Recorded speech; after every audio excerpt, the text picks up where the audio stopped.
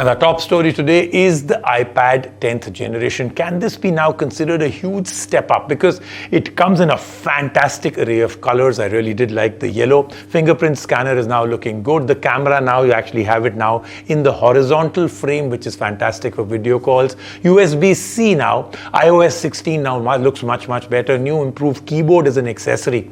The price point has been jumped up a lot. The camera remains the same even though the position has been changed. The USB-C, even though it is now USB-C, still works at speeds of USB 2.0.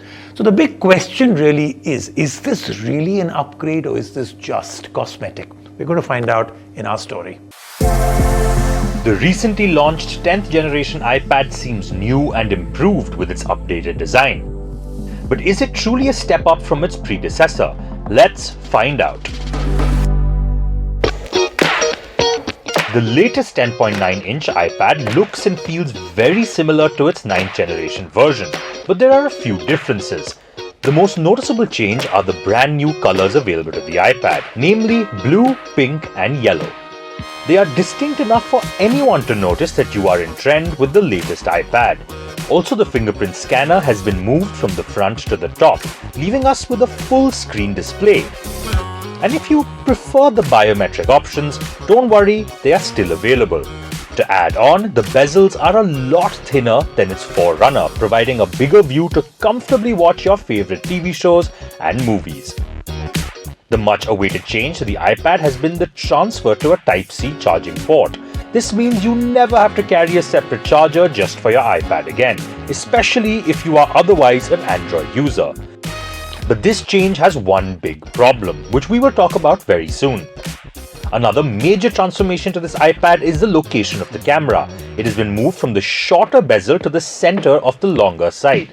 The benefit is that you now seem to be looking directly into the camera, as opposed to the older versions where it seems like you are looking to the side.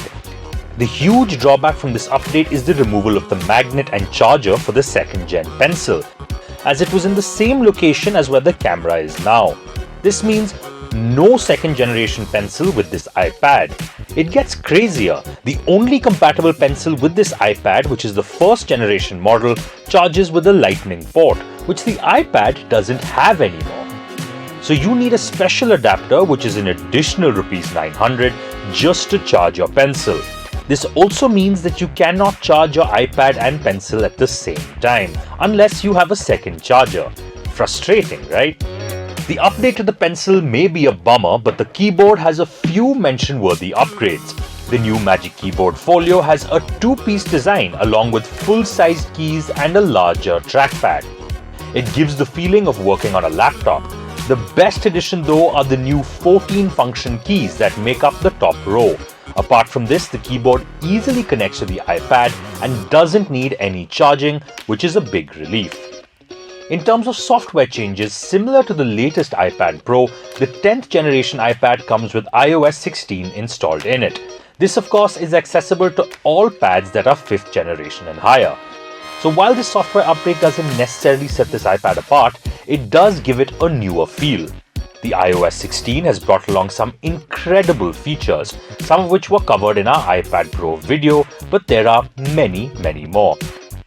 One of our favorites is the subject detection attribute that distinguishes the subject from the background in a photo or video and allows you to drag the subject alone to another photo, video, or a completely different app.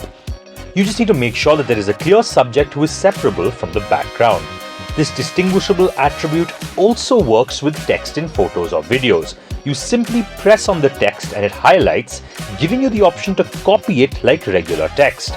And as mentioned in the Pro video, you now have the option to edit or delete text which you already sent, with a time frame of 15 minutes. The issue here is that the deleting and editing works only if the person receiving the text also has iOS 16 installed on their device. Continuing in the line of issues with this iPad, the biggest one for us is its cost. The base price of this iPad is ₹44,900, but since the updates aren't as notable in comparison with the 9th generation version, why does it cost an additional ₹11,000? The 9th generation iPad was and still is only $33,900, The most basic iPad logically should be affordable and sensibly priced. What makes this even more unreasonable is the 64GB storage, which in today's day and age is nothing for a prominent device. The only option to expand the storage is by paying an additional 15,000 rupees. This feels like a one step forward and three steps back kind of situation. The 10th gen iPad certainly has a lot to offer, but most of its essential attributes are available in the 9th gen version for a much cheaper price. If you are keen on the center camera or want to recycle your first generation pencil or something along those lines, then maybe you can consider buying the Gen 10 iPad, but not otherwise. This is our take on it. What's yours?